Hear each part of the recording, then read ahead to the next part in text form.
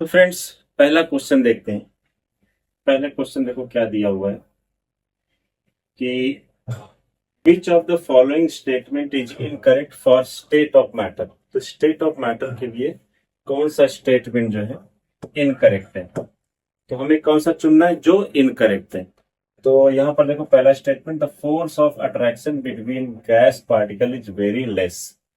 तो ये तो करेक्ट है कि जो गैस पार्टिकल होते हैं उनके बीच का जो फोर्स ऑफ अट्रैक्शन बहुत कम होता है, इसलिए दूर दूर डिस्पर्स रहते हैं, दूर दूर होते हैं या फिर मूव करते हैं। दूसरा है plasma consist of super energetic and super excited particle. सही बात है। तो प्लाज्मा में जो है सुपर एनर्जेटिक और सुपर एक्साइटेड पार्टिकल होते हैं, इसीलिए जो है वो जो है प्लाज्मा, जो कि चौथा स्टेट है मैटर का। ठीक है। और तीसरा यहाँ पर the plasma glows with special colour depending on on the nature of gas. तो किस तरह का गैस है उस पर डिपेंड करता है कि किस तरह का प्लाज्मा का कलर होगा। ठीक है। और चौथा जो यहाँ पर है, Bose Einstein condensate is formed by heating a gas off extremely low density. तो फ्रेंड्स, इसमें से ये तीनों स्टेटमेंट करेक्ट है। ये भी, ये भी, ये भी, ये तीनों करेक्ट है। और Bose Einstein condensate is formed by, यहां पर जो हीटिंग है ना, यहां पर कूलिंग होना चाहिए। बोस आइंस्टाइन कंडेंसेट है क्या, तो ये जो है मैटर की पांचवी अवस्था है, जिसपे जो है रिसर्च किया था इंडिया के सत्येंद्र नाथ बोस ने आइंस्टाइन के साथ मिलकर। उन्होंने एक पेपर लिखा था जो कि उन्होंने मेल किया था, जो कि उन्होंने सेंड किया था आइंस्टाइन को। और उसके बाद जो है एक नए मैटर के स्टेट का पता चला था, जिसको हम लोग बीई कंडेंसेट या फिर बोस आइंस्टाइन कंडेंसेट कहते हैं। और इसमें ये होता है कि गैस जो जिसका डेंसिटी कम हो उसको जो है बहुत ही लो टेम्परेचर पर कूल करते हैं, तो एक नया स्टेट मिलता है मैटर का, जो कि पांचवी अवस्था होती है। पहला सॉलिड, लिक्विड, गैस, फिर प्लाज्मा आता है आपका, फिर इसके बाद बोस आइंस्टाइन कंडेंसेट आता है। तो बोस आइंस्टाइन कंडेंसेट पे सब कुछ ठीक है, लेकिन यहाँ पर जो हीटिंग है, यहाँ पर होना चाहिए कूलिंग, तब ये जो है करेक्ट होता है। लेकिन हमें चुनना क्या है, इनकरेक्ट स्टेटमेंट। तो इनकरेक्ट है ये, इसीलिए यही हमारा जो है करेक्ट ऑप्शन हो जाएगा। तो बड़ा इंफॉर्मेटिव क्वेश्चन है। प्लाज्मा के बारे में भी इंफॉर्मेशन मिल गया, प्लाज्मा के ग्लो के बारे में मिल गया कि अलग अलग गैस के लिए अलग अलग जो है कलर होता है ग्लो करने का प्लाज्मा का, जो कि चौथा अवस्था है, फोर्थ स्टेट है मैटर का। और बोस आइंस्टाइन कंडेंसेट जो कि जो है पांचवी अवस्था है। और साथ ही साथ हमें क्या इंफॉर्मेशन मिलता है कि उसको कूल करना चाहिए। ठीक है। कूल करने पर बहुत ही कम टेम्परेचर पर कूल करते हैं लो डेंसिटी में, तो हमें नई अवस्था मिलती पदार्थ की, जिसको हम लोग matter, fourth fifth state of matter कहते हैं, बोस आइंस्टाइन कंडेंसेट। इसके साथ ये क्वेश्चन कंप्लीट होता है। बढ़ेंगे नेक्स्ट क्वेश्चन की तरफ। अब नेक्स्ट क्वेश्चन देखो क्या दिया है, read the following statement, gases are soluble in liquid as well as in solid. ठीक है। अब हमें जो है इसमें से कई तीन स्टेटमेंट दिया हुआ है, तीन स्टेटमेंट है, और इसमें से which of the statement given is are correct. तो करेक्ट कौन सा है वो हमें चुनना है। तो करेक्ट कौन सा हम लोग वो चुनेंगे। तो gases are soluble in liquid as well state, ये जो है करेक्ट नहीं है। ठीक है, क्योंकि सारे गैसेस जो है लिक्विड में जो है सॉल्युबल नहीं होते, या फिर गैस में, सॉलिड में। Gases which forms ion in the solvent are soluble in that solvent. तो जो भी गैस जो है आयन बनाते हैं वो जो है सॉल्युबल होते हैं, ये बात सही है। तो ये दूसरा जो है हमारा सही हो जाता है। Gases which can be liquefied easily are more soluble in water than the other gases which are not. ये भी सही है कि जो जिन जिन गैसेस को हम इजिली लिक्विफाई, मतलब गैस से लिक्विड स्टेट में ला सके by doing some, applying some pressure और कुछ और मोड से, तो वो गैसेस इजिली सॉल्युबल। तो यहाँ पर सेकेंड और थर्ड जो है करेक्ट है, और पहला वाला इनकरेक्ट। तो हमें चुनना क्या है, तो वो इज करेक्ट, करेक्ट चुनना है। तो ये सेकेंड और थर्ड, ये सेकेंड वाला ऑप्शन हमारा करेक्ट हो जाएगा। चलिए बढ़ते हैं नेक्स्ट क्वेश्चन की तरफ। नेक्स्ट क्वेश्चन में देखो क्या दिया है, consider the following statement.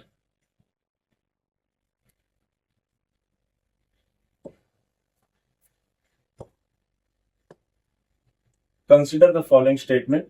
The amount of heat required to change 1 kg solid into liquid at atmospheric pressure and its melting point is called the latent heat of fusion.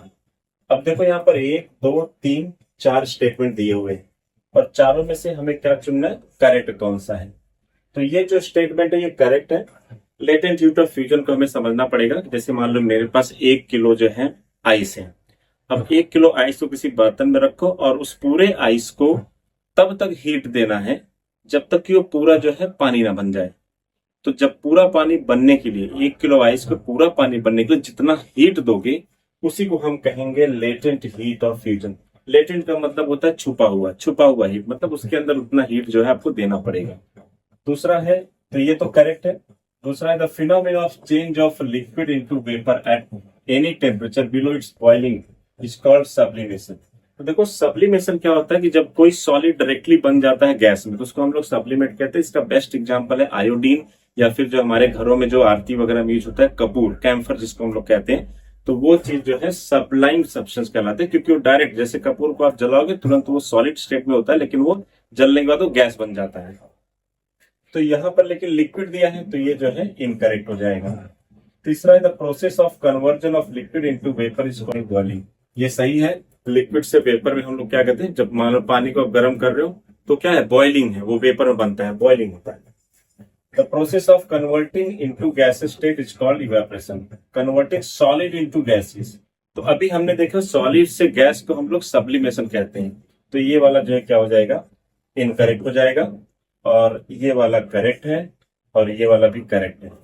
तो यहाँ पर first and third, तो ये वाला option हमारा correct हो जाता है। पहला स्टेटमेंट और थर्ड स्टेटमेंट जो हमारा सही है।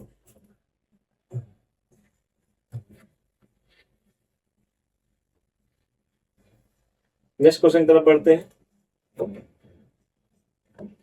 फ्रेंड देखिए, on addition of salt to water causes, मतलब अगर पानी है उसमें आप जो है नमक डाल दो तो क्या होगा, boiling point increases, boiling point decreases, boiling point not affected, freezing point increases. तो देखो अगर लिक्विड है, पानी है, उसमें आप अगर आप नमक डालोगे तो उसका जो है बॉइलिंग पॉइंट बढ़ जाता है।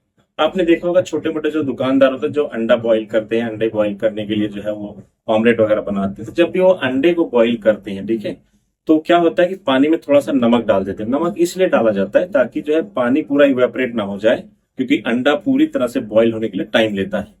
तो इसलिए अगर थोड़ा सा आप नमक मिला दोगे तो जो 100 डिग्री सेल्सियस पर पानी इवेपोरेट होता है, बॉईल होने लगता है, तो वो जो उसका टेम्परेचर 110 हो जाएगा, 120 हो जाएगा, 125 हो जाएगा, depending upon the amount of salt.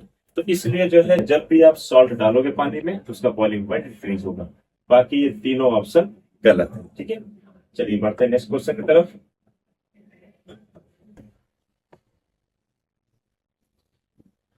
Third question देखो यहाँ पर, a glass of cold milk sometimes forms a coat of water on the out of the glass. How does most of the water get there? देखो यहाँ पर ये बोला जा रहा है कि जब जो मान लो आपके पास एक ग्लास, उसमें आप ठंडा दूध डाल दो तो कुछ देर बाद आप देखोगे ग्लास के चारों तरफ जो है पानी की एक लेयर बन जाएगी, कोटिंग बन जाएगी। तो क्वेश्चन ये पूछ रहा है कि पानी कहाँ से आता है। तो पहला है water evaporate from the milk condenses on the outside of the glass. दूसरा है glass acts like semi permeable membrane and allow the water to pass but no milk. Water vapour condense from air, the coldness cause oxygen and hydrogen from the air combine the glass forming water. तो friends इसका जो भी reason है, जरूरी नहीं कि ठंडा दूध हो, अगर आप ठंडा पानी भी ग्लास में रखोगे तो आप देखोगे कि उसके चारों तरफ ग्लास के सरफेस पे जो है क्या बन जाएगा, एक तरह का जो है लेयर बन जाएगा पानी का, छोटे छोटे ड्रॉपलेट्स आ जाएंगे। ये आते कहाँ से पानी, तो बेसिकली ये कंडेंसेशन की वजह से होता है। मॉइस्चर जो होता है, हवा में जो पानी मौजूद होता है वो जो है धीरे धीरे कंडेंस होने लगता है। जैसे बारिश नहीं होती है तो बारिश तो बादल होता है, उनमें पानी होता है, ठीक है, तो लेकिन वो जो है कंडेंस होकर पानी बन के गिर जाते हैं। तो ये जो ग्लास के सरफेस पर जो पानी आ रहा है, ये एटमॉस्फेयर में जो वाटर मौजूद है वो कंडेंस हुआ रहता है। तो इसलिए यहाँ पर जो है सही ऑप्शन आपका थर्ड वाला हो जाएगा, water vapours condense from air. यहाँ पर जो कंडेंस है ये वाला गलत ऑप्शन है, outside of glass water evaporate from the milk. तो पानी में, दूध में से पानी जो है इवेपोरेट नहीं होता है, ठीक है, ये जो है आसपास का जो हवा में जो मौजूद होता है पानी वो कंडेंस होता है। तो ये थर्ड वाला हमारा ऑप्शन करेक्ट हो जाएगा। Next question, which among the following is correct regarding the homogeneous mixture. तो होमोजेनियस मिक्सचर में कौन सा, इसमें से कुछ ऑप्शन दिया है, कौन सा करेक्ट है, शुगर सोल्यूशन, सॉल्ट सोल्यूशन, और ये ब्लड है एक्चुअली। खून जो होता है लाल कलर का, blood. Sugar solution, salt solution, lemonade. Sugar solution, milk, gemstone, hair cream, butter, cheese. तो इसमें से जो करेक्ट ऑप्शन है ये सेकंड वाला है, sugar solution, salt solution, lemonade. ठीक है, शुगर सोल्यूशन मतलब आज से आप पानी में आप मिला दो क्या, शक्कर मिला दो, शुगर मिला दो, तो वो पूरा होमोजेनियस मिक्सचर बन जाएगा। सॉल्ट सोल्यूशन हो गया, पानी में नमक मिला दो, या फिर नींबू पानी हो गया, लेमनेड हो गया। ये बेसिकली कौन से है, होमोजेनियस मिक्सचर है। अब यहाँ पर देखो ये ब्लड जो है होमोजेनियस मिक्सचर नहीं होता। ठीक है, ब्लड में कई कंपोनेंट्स होते हैं, जैसे WBC व्हाइट ब्लड सेल्स हो गए, RBC रेड ब्लड सेल्स हो गए, और प्लाज्मा हो गया, प्लेटलेट हो गया, तो ये होमोजेनियस नहीं आता है। और यहाँ पर जो है जेमस्टोन एक चीज आ जाता है, ये भी जो है होमोजेनियस नहीं होता है। हेयर क्रीम, बटर, चीज, ये सब जो है होमोजेनियस में नहीं आते। होमोजेनियस में आपका जो कंप्लीटली अच्छे से पूरा मिक्स हो जाए, वाटर सॉल्युबल चीजें, तो यहाँ पर जो है ये वाला ऑप्शन करेक्ट हो जाएगा। बढ़ेंगे नेक्स्ट क्वेश्चन की तरफ। नेक्स्ट क्वेश्चन देखो क्या दिया friends, which of the following statement correct for true solution. ठीक है, तो ट्रू सोल्यूशन के बारे में पूछा गया। It is heterogeneous mixture, they are unstable, their particle can pass through filter paper, they can be separated from mixture by filtration. ठीक है, अब यहाँ पर देखो अगर मैं आपको बताऊं तो पहले समझते हैं ट्रू सोल्यूशन होता क्या है, क्या होता है ट्रू सोल्यूशन। तो अगर मैं यहाँ पर ट्रू सोल्यूशन आपको दिखाऊं तो जस्ट अ मिनट, जो मैंने अपने वीडियो में कवर किया है, लेकिन एक बार डेफिनेशन उसका देख लेते हैं, सो दैट आपको समझ में आएगा ट्रू सोल्यूशन। तो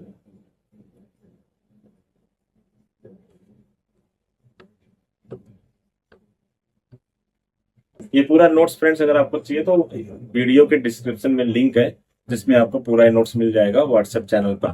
तो आप वहां से ज्वाइन कर देंगे तो आपको ये पूरा नोट्स मिल जाएगा। देखो ये सब मेथड सब A to Z इस चैप्टर टॉपिक का मैंने सब कुछ कवर किया है इसमें, तो जरूर देखना। देखो यहाँ पर ट्रू सोल्यूशन है, तो ट्रू सोल्यूशन का पहले हम लोग देख लेते हैं डेफिनेशन क्या है। सस्पेंशन हो गया, फिर हेट्रोजीनियस मिक्सचर हो गया। देखो यहाँ पर ट्रू सोल्यूशन है, तो ट्रू सोल्यूशन देखो क्या होता है, true solution is homogeneous mixture, तो वहां पर क्या था, हेट्रोजीनियस पहला वाला ऑप्शन था। तो particle size in solution is smaller than 1 nanometre, particle size बहुत छोटे होते हैं, यहीं से आपका आंसर उस क्वेश्चन का आएगा। Constituent present in lesser amount is called solute solvent. तो अभी हम लोग चलते हैं, देखो यहाँ पर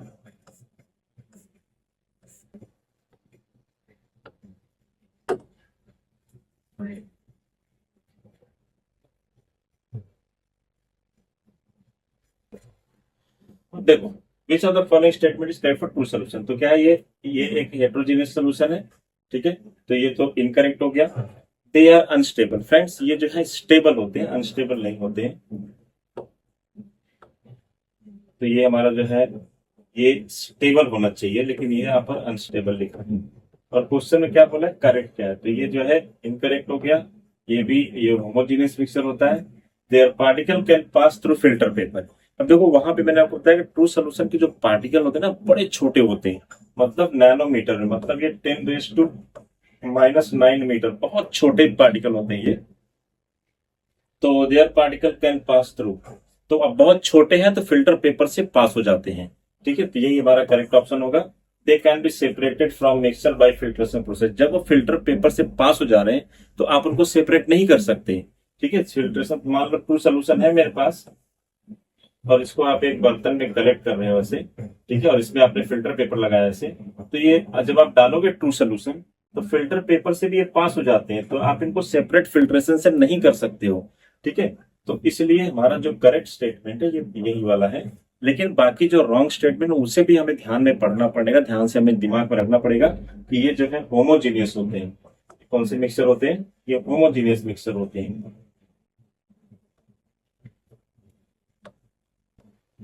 और ये स्टेबल होते हैं। सीटेट में क्वेश्चन तो कैसे भी बन सकता है, तो हमें इसके बारे में इंफॉर्मेशन होना चाहिए। Their particle can pass through filter paper, they can separate from mixer by filtration, they can not, यहाँ पर हो जाएगा नॉट। हमको हम अलग नहीं कर सकते फिल्टर पेपर से, क्योंकि फिल्टर पेपर का जो पोर का साइज होता है, ठीक है, वो बड़ा होता है ट्रू सोल्यूशन के पार्टिकल के साइज से, तो उसी के साथ वो भी चला जाएगा। ठीक, जैसे आप पानी को चलनी में से नहीं पास कर, मान लो आपके पास आपके पास समझो कि सॉल्ट है और वाटर आपने मिक्स किया है, आप चाहते हो कि नमक अलग हो जाए पानी अलग, लेकिन आप उसको चलनी में से डालोगे तो नमक पानी साथ में चले, क्योंकि नमक और पानी दोनों के पार्टिकल बहुत छोटे हैं। चलनी में जो होल होता है, जो पोर्स होते हैं वो बड़े बड़े होते हैं। तो सेम चीज यहाँ पे, इनके पार्टिकल बड़े छोटे होते हैं, इसलिए फिल्टर पेपर से भी अलग नहीं किया जा सकता इनको। चलिए पढ़ते हैं next question. Consider the following statement and choose the correct option. No change in volume occurs dissolving sugar in water. Sugar particle go into the empty spaces present in the particle of water. तो यहाँ पर देखो both statement 1 and 2 और false रहेगा यहाँ पर। Statement 1 is correct, but statement 2 is false. Statement 2 is correct, but statement 1 is false. Both statement 1 and 2 are correct होगा यहाँ पर। तो इसमें से कौन सा करेक्ट ऑप्शन है? ठीक है, तो देखो यहाँ पर जो है लिखा है no change in volume occurs dissolving sugar in water. ठीक है, अच्छा एक तो ये है। अब देखो अगर आप शुगर पानी है उसमें शक्कर डालोगे तो क्या होगा, उसका वॉल्यूम चेंज होगा ना, उसका घनत्व तो बढ़ जाएगा। तो मतलब ये वाला जो स्टेटमेंट है वो तो जो है फॉल्स हो गया। और इसका दूसरा, sugar particle goes into empty space present in the particle of water. ठीक है, तो ये वाला जो है आपका 2 वाला जो है ये करेक्ट है, और ये पहला वाला जो है फॉल्स है। तो यहाँ पर थर्ड वाला ऑप्शन आपका करेक्ट हो जाएगा। स्टेटमेंट 2 इज करेक्ट, ये जो दूसरा स्टेटमेंट ये करेक्ट है, और स्टेटमेंट 1 क्या है आपका फॉल्स है। ठीक है, बढ़ेंगे नेक्स्ट क्वेश्चन की तरफ। हाँ देखो यहाँ पर दिया है क्वेश्चन, कि क्वेश्चन में क्या दिया, देखो सम सस्पेंशन आर गिवन। अब सस्पेंशन क्या होता है पहले वो समझते हैं। तो सस्पेंशन के लिए मैं फिर से अपने नोट्स में जाऊंगा जहां से मैंने पढ़ाया है आपको। तो अगर मैं नोट्स में जाता हूं तो देखो यहाँ पर सस्पेंशन दिया हुआ है।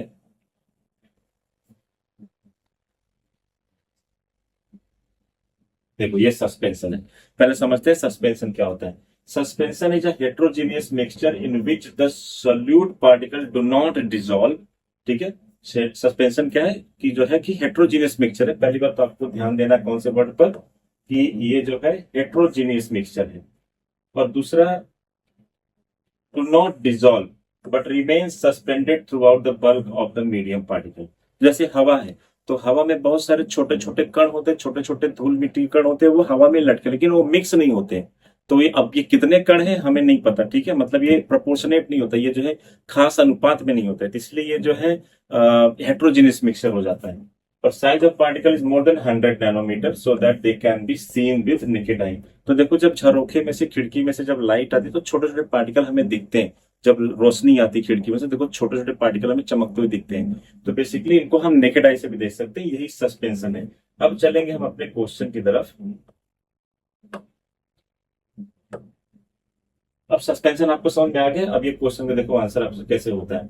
सस्पेंशन आर गिवन, फॉग है, एयर है, ब्लड है, पेंट है, एरोसेल स्प्रे है।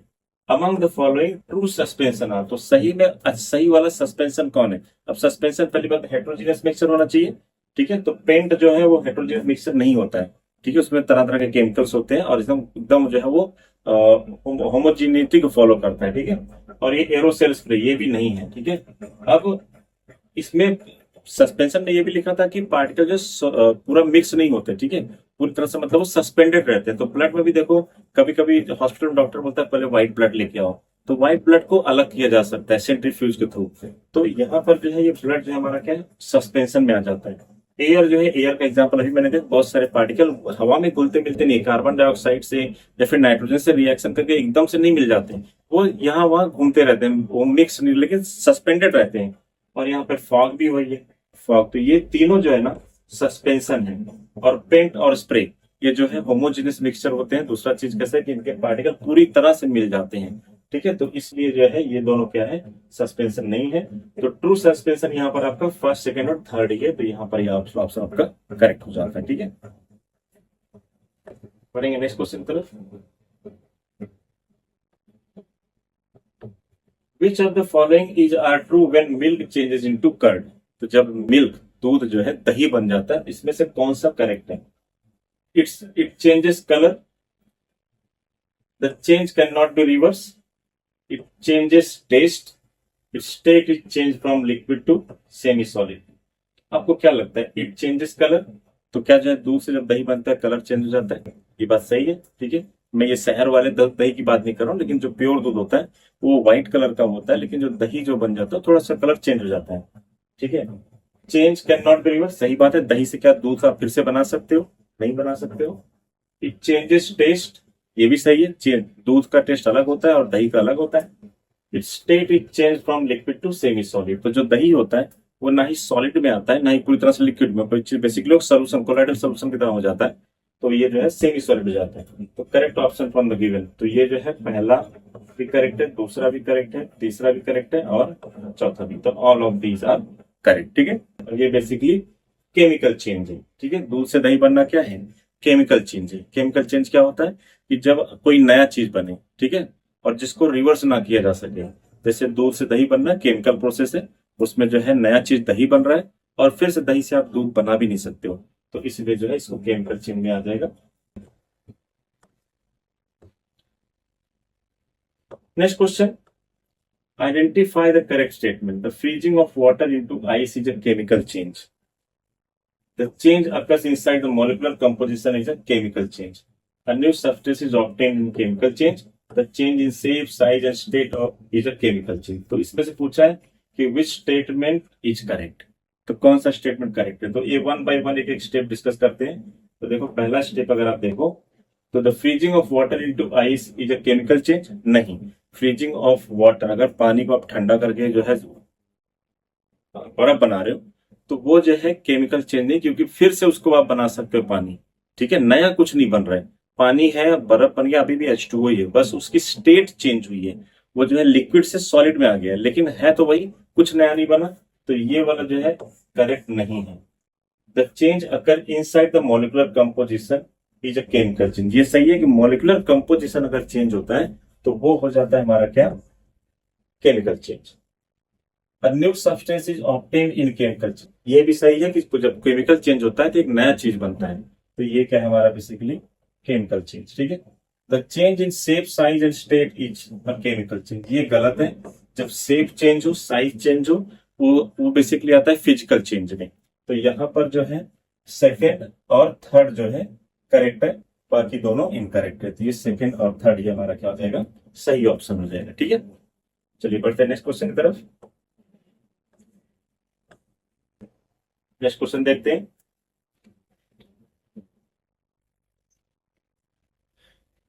फ्रेंड्स नेक्स्ट क्वेश्चन देखो क्या दिया है, consider the following statement. Consider the following statement, choose the correct option. Which of the statement given above are correct? Actually below होना चाहिए यहाँ पर, चलो ठीक है। Conversion of blue copper sulphate to black cupric oxide on heating is a physical change. A change in which chemical composition does not change is called physical change. तो correct ढूंढना है, तो देखो दूसरा वाला तो इनकरेक्ट है। Change in which chemical composition does not change, हाँ ये तो सही है, करेक्ट है, ठीक है। और conversion of blue copper sulphate to black cupric oxide on heating is a physical change. तो देखो यहाँ पर both statement 1 and 2 are false. Statement 1 is correct but statement 2 is false, बल्कि स्टेटमेंट 2 जो है करेक्ट है। Statement 2 is correct, but statement 1 is false. Both statement 1 and 2 are correct. देखो यहाँ पे कंफ्यूजन हमें यहाँ पर है, conversion of blue copper sulphate to black cupric oxide on heating is a physical change. तो बेसिकली ये भी केमिकल चेंज है, तो ये हो जाएगा आपका correct option. Both statement 1 and 2 are correct. Next question, iodine can be separated from mixture of iodine and potassium chloride, ठीक है, पोटेशियम क्लोराइड KCl, ठीक है। Which of the following method, तो कौन से मेथड से हम लोग पोटेशियम क्लोराइड और आयोडीन को अलग कर सकते हैं? तो फ्रेंड्स अगर मान लो आपके पास जो है एक बर्तन में आयोडीन है और उसी में आपके पास जो है पोटेशियम क्लोराइड भी है, ठीक है। आप कैसे अलग करोगे? तो इसका अलग करने का मेथड है कि आयोडीन जो है एक सबलाइम सब्सटेंस है। सबलाइम मतलब कि अगर आप आयोडीन को हीट करोगे तो वो डायरेक्ट जो है सॉलिड से गैस बन जाएगा, तो सॉलिड से गैस बन जाएगा। लेकिन पोटेशियम क्लोराइड जो है सबलाइम नहीं होता है। तो अगर मैं ये मिक्सचर को अगर मैं हीट कर दूं, मान लो मैं एक लेता हूं बर्नर और इसको हीट करते हैं तो आयोडीन जो है, जो ये रेड कलर का है, वो गैस बन जाएगा। ठीक है, तो आप उसको अलग कर सकते हो, और जो बचेगा वो क्या बचा, आपका पोटेशियम क्लोराइड बचा। ठीक है, पोटेशियम क्लोराइड बचता है, राइट। तो इसलिए हमारा जो यहाँ पर करेक्ट ऑप्शन हो जाएगा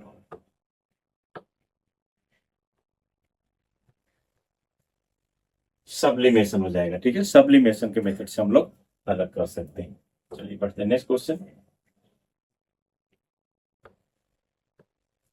100 ml solvent is available to do an extraction. तो मतलब कोई भी जो है सॉल्वेंट 100 ml है, उसको आपको निकालना है सोल्यूशन में से, which give a better separation. तो कैसे आप बेटर सेपरेशन कर सकते हो, यहाँ पर 4 मेथड दिया है।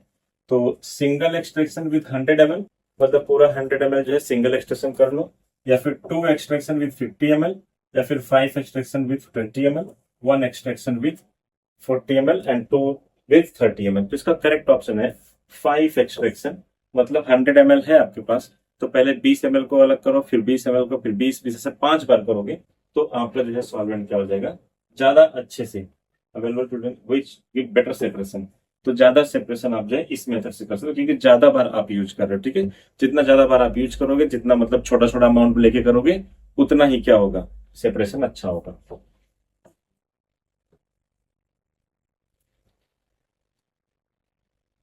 और देखो यहाँ पे नेक्स्ट क्वेश्चन है, fractional crystallisation is carried out to separate a mixture of. तो फ्रैक्शनल क्रिस्टलाइजेशन जो होता है ना, वो जो है जिनका सॉलिबिलिटी में जो है ज्यादा डिफरेंस होता है। बेसिकली यहाँ पर organic solid mixed with inorganic, नहीं ये नहीं होगा। Organic solid slightly soluble in water, नहीं। Organic solid having small difference नहीं, ज्यादा होना चाहिए in their solubilities in suitable solvent. तो organic solids having great difference in their solubility in suitable solvent. तो फ्रैक्शनल क्रिस्टलाइजेशन से आप जो है अलग कर सकते हैं इसको। ठीक है, कैसे, ये मेथड यूज करके, ऑर्गेनिक सॉलिड होना चाहिए having great difference in their solubilities in suitable solvent. तो प्रॉपर सॉल्वेंट होना चाहिए जिसमें डिफरेंसेस होने चाहिए सॉलिबिलिटी में, कितना वो घुलता मिलता है।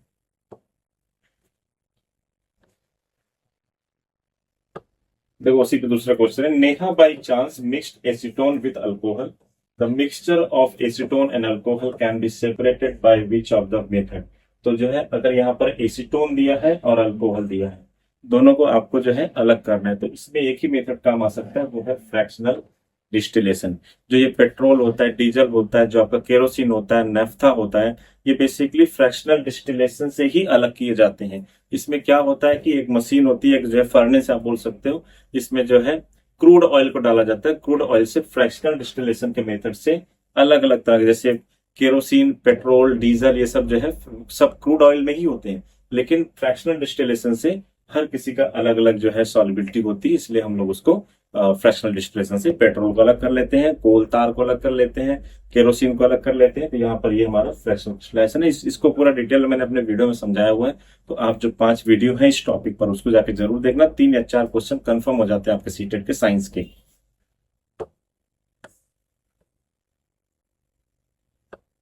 नेक्स्ट देखो, which of the following statement is correct principle for chromatography. अब क्रोमेटोग्राफी क्या होता है, तो फ्रेंड्स क्रोमेटोग्राफी जैसे फर्स्ट टाइम इसको यूज किया गया था कि जो अलग अलग कलर हैं डाई में जो होते हैं, राइट, उनको अलग करने के लिए। लेकिन आजकल क्रोमेटोग्राफी बहुत तरह से यूज होता है। जैसे मान लो कि किसी ने, मान लो कोई ड्रिंक एंड ड्राइव कर रहा है, ठीक है, या फिर किसी ने ड्रग्स लिया है, तो कैसे पता चलेगा पुलिस वालों को कि इसने ड्रग्स लिया था।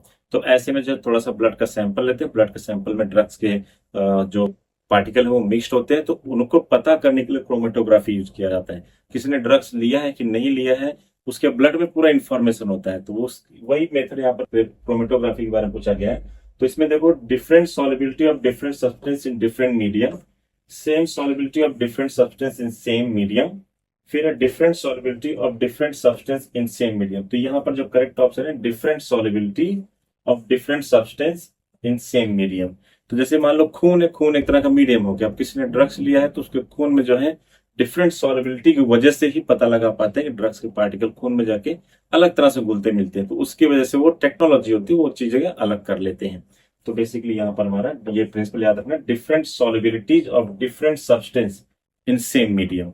अब मान लो कई कलर मिक्स है, जिसमें ब्लैक भी है, रेड भी है, तो क्रोमेटोग्राफी का एक पेपर आता है, क्रोमेटोग्राफी पेपर कहते हैं उसको। उसको आप अगर पानी में डालोगे, तो पानी की वजह से क्या होगा कि जो है ब्लैक कलर अलग हो जाएगा, रेड कलर रख, क्योंकि ब्लैक अलग घुला घुला मिला हुआ है उस पानी में, और रेड अलग तरह से घुलता मिलता है, तो दोनों को क्या कर सकते हो आप, अलग कर सकते हो। और आप देख पाओगे कि जो ब्लैक एंड रेड कलर या फिर जो मिक्स है, जो आपको पता नहीं चल पा रहा है क्लियरली कौन सा कलर है, कितने कलर इसमें मिक्स हैं, तो क्रोमेटोग्राफी पेपर के हेल्प से जब आप उसको जो लटकाएंगे पानी में, तो पानी जो है ऊपर चढ़ेगा पेपर के थ्रू, ठीक है, और उसकी वजह से जो है दोनों कलर क्या होंगे, अलग अलग हो जाते हैं, ब्लैक भी और रेड भी, या फिर जो भी कलर हो। तो ये इसको हम लोग क्रोमेटोग्राफी कहते हैं। बड़ी अच्छी टेक्निक है, बहुत सारा काम में यूज होता है इस टेक्निक का। यहाँ पर एक जो है डेटाबेस क्वेश्चन आ गया, हालांकि इस तरह क्वेश्चन बड़े कम आते हैं, लेकिन देखते हैं। Which one of the following pairs of metal constitute the lightest metal and heaviest metal respectively? तो लिथियम एंड मर्क्यूरी है, लिथियम एंड ऑस्मियम है, एल्यूमिनियम एंड ऑस्मियम है, एल्यूमिनियम एंड मर्क्यूरी है। इसमें जो करेक्ट ऑप्शन है लिथियम एंड ऑस्मियम है, ठीक है। Lightest pair of metals constitute the lightest metal, सबसे हल्के मेटल में आते हैं ऑस्मियम और ये लिथियम। नेक्स्ट क्वेश्चन देखते हैं। Consider the following statement: gold and silver are two best ductile metals. ठीक है। All metals are malleable except mercury. Noble metals are affected by air and water. Which of the statement given are correct? ठीक है, तो इसमें से correct ढूंढना है हमें। तो देखो गोल्ड और सिल्वर जो है टू बेस्ट डक्टाइल मेटल, सही बात है। गोल्ड और डक्टाइल मतलब जिसको हम लोग बहुत फाइन वायर में खींच सकते हैं, तो गोल्ड और सिल्वर, गोल्ड का भी वायर बड़ा अच्छा बनाया जा सकता है, सिल्वर का भी वायर बड़ा अच्छा बनाया जा सकता है। All metals are malleable except mercury, ठीक है। तो अब मेलेबल मतलब क्या, कि जैसे देखो यहाँ पर डक्टाइल है, यहाँ पर मेलेबल है। तो मर्क्यूरी जो होता है ना वो लिक्विड स्टेट में होता है। मर्क्यूरी क्या होता है, लिक्विड स्टेट में होता है। तो ये सब सारे मेटल मेलेबल होते हैं, लेकिन मर्क्यूरी लिक्विड स्टेट में होने की वजह से मेलेबल नहीं होता है, ठीक है। और फिर इसके बाद noble metals are affected by air and water. Noble metal क्या होते हैं, जो बेसिकली रिएक्ट नहीं करते हैं, जो बेसिकली क्या होता है कि जिनके आउटर मोस्ट ऑर्बिट में इलेक्ट्रॉन जो है ऑक्टेट जिनका भरा होता है, तो उनको किसी और से इलेक्ट्रॉन का लेने की, शेयरिंग करने की जरूरत नहीं होती है। तो इसलिए ये स्टेटमेंट तो जो है इनकरेक्ट हो जाएगा। Noble metals are not affected actually. तो विच स्टेटमेंट करेक्ट, तो यहाँ पर फर्स्ट है, सेकेंड क्या है, करेक्ट है, ठीक है, और थर्ड वाला जो है करेक्ट नहीं है।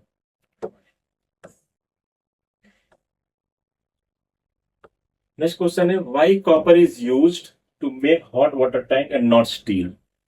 तो कॉपर जो है क्यों यूज किया जाता है हॉट वाटर टैंक, मतलब जैसे कोई, जैसे लोग बोलते हैं ना मार्केट में जो बर्तन आते हैं और जो बॉटल आते हैं, तो उसमें देखो कॉपर के वाटर जो है ज्यादा प्रेफरेबल होते हैं। हालांकि वो महंगे भी होते हैं, लेकिन क्यों होते हैं, क्योंकि देखो कॉपर जो है ना, पहली बात तो हम लोग समझते हैं स्टील क्या होता है।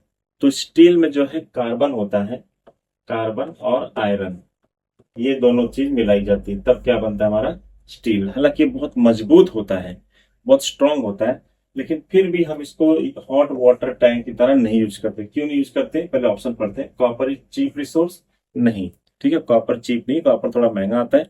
एसी के जो पाइप वगैरह होते हैं, ठीक है, वो भी देखो कितने महंगे आते हैं, ठीक है, क्योंकि उसमें कंडेंसर के लिए कॉपर ही यूज होता है। Copper allow the water tank to remain hot for longer time. देखो कॉपर भी मेटल है, तो जरूरी नहीं कि वो हीट का एक्सचेंज करेगा, तो बहुत देर तक गर्म रखेगी, इसकी कोई गारंटी नहीं होती है। डिपेंड करता है बाहर टेम्परेचर कैसा है। बाहर अगर टेम्परेचर ठंडा है टैंक के, तो बेसिकली अगर आपने टैंक में जो है कॉपर टैंक में अगर गर्म पानी भरा है तो जल्दी ठंडा हो जाए, क्योंकि कॉपर इज अ मेटल और metals are the good conductor of heat and electricity. तीसरा है स्टील, जो कि iron is more reactive than copper when comes in contact with the steam. अब गर्म पानी उसमें रखना है, तो जो ये स्टील है ना, आयरन होने की वजह से ये ज्यादा रिएक्टिव होता है। आप रिएक्टिविटी सीरीज देखोगे जो कि मैंने पढ़ाया, उसका एक निमोनिक्स इस वीडियो में डाला है मैंने, उसको निमोनिक्स आप एक कविता की तरह याद कर लोगे, हो गया आपका काम। तो यहाँ पर जो है मोर रिएक्टिव, ठीक है, ये इसी की वजह से जो है हम लोग कॉपर जो है यूज करते हैं, नॉट स्टील, हॉट वाटर, जहां पर गर्म पानी स्टोर करके रखना होता है। तीसरा है, चौथा है steel is an alloy of iron which requires low temperature to remain in its usual form. ऐसा कुछ नहीं है, स्टील जो है देखो, स्टील के जो है रेलवे ट्रैक भी बनते हैं, ठीक है, हालांकि उसमें थोड़ा कंपोजिशन अलग कर दिया, लेकिन बहुत मजबूत होता है। तो ये वाला ऑप्शन हमारा करेक्ट है, क्योंकि आयरन जो है ज्यादा रिएक्टिव होता है देन कॉपर। तो अगर आयरन अगर स्टीम के कॉन्टेक्ट में आएगा तो वो रिएक्शन करेगा अच्छा खासा, ठीक है, और उससे खराब होने के, डैमेज होने के चांसेस बढ़ जाते हैं। तो ये हमारा करेक्ट ऑप्शन होगा।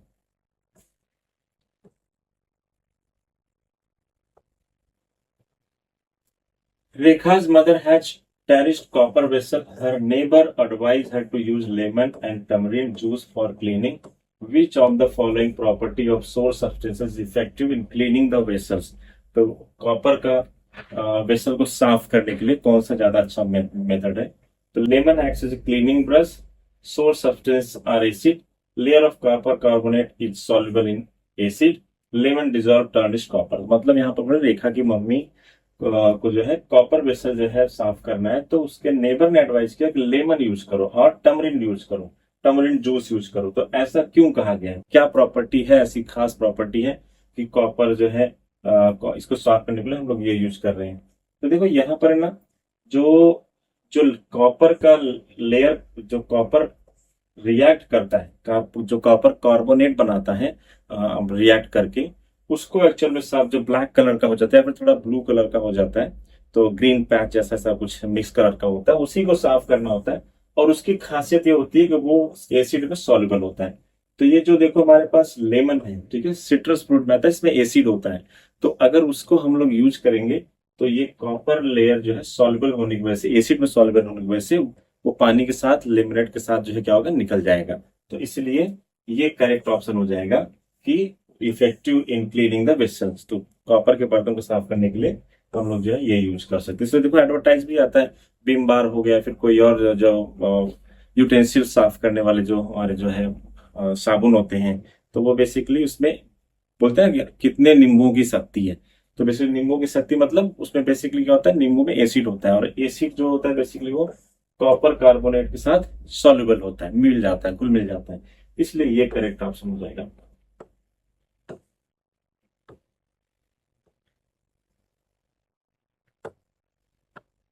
देख, consider the following statement. Metals are generally hard. Mercury is hard in nature and not poisonous. Mercury usually enter human food chain from aquatic animals. Which of the statement is correct? इसमें से पूछा है कौन सा correct है। तो देखो यहाँ पर मेटल्स आर जनरली हार्ड, ये तो सही बात है, मेटल्स जो है हार्ड ही होते हैं। मर्क्यूरी का अगर आप छोड़ दो या फिर सोडियम वगैरह हो गया, वो सॉफ्ट होते हैं। लेकिन जनरली जो मेटल्स हमारे आसपास, एल्यूमिनियम हो गया, सिल्वर हो गया, गोल्ड हो गया, सब हार्ड होते हैं। ठीक है, तो ये तो जो है करेक्ट है। Mercury is hard in nature and is not poisonous. तो देखो ये गलत है, मर्क्यूरी जो है लिक्विड स्टेट में होता है और ये जो है हार्ड नहीं होता है, तो ये गलत है। एंड नॉट पॉइजनस, मर्क्यूरी बहुत पॉइजनस होता है, अगर आप इसको खा लेंगे तो लोगों की डेथ भी हो सकती है। तो और यहाँ तक कि मर्क्यूरी जो है एल्यूमिनियम के साथ बड़ा गंदा रिएक्ट करता है, उसको जो है उसको खत्म कर देता है एल्यूमिनियम को। इसलिए देखो प्लेन वगैरह में जो है, एयरपोर्ट वगैरह पर थर्मामीटर हो गया, फिर मर्क्यूरी से रिलेटेड कोई भी चीज होगा, उसको जो है एयरपोर्ट अथॉरिटी बिल्कुल अलाउ नहीं करती। क्यों? क्योंकि मान लो उड़ते हुए फ्लाइट में अगर मर्क्यूरी गिर गया, तो जो फ्लाइट का जो बना हुआ है वो बेसिकली एल्यूमिनियम का बना होता है, तो एल्यूमिनियम से रिएक्ट करके उसमें होल कर सकता है, उसमें एक्सीडेंट के चांसेस बढ़ जाते हैं। तो ये पॉइजनस होता है ये, लेकिन जो है ये जो है बहुत ज्यादा डेंजरस भी होता है मर्क्यूरी, जो थर्मामीटर में यूज होता है। तो ये तो गलत हो गया। Mercury usually inter human food chain, ऐसा कुछ नहीं है। एक्वाटिक एनिमल के थ्रू ऐसा कुछ नहीं है। तो यहाँ पर जो पूछा है कि विच of the statement is correct, तो ये पहला वाला करेक्ट है, दूसरा वाला गलत है, तीसरा वाला गलत है, ओनली वन यहाँ पर जो आपका करेक्ट ऑप्शन हो जाएगा।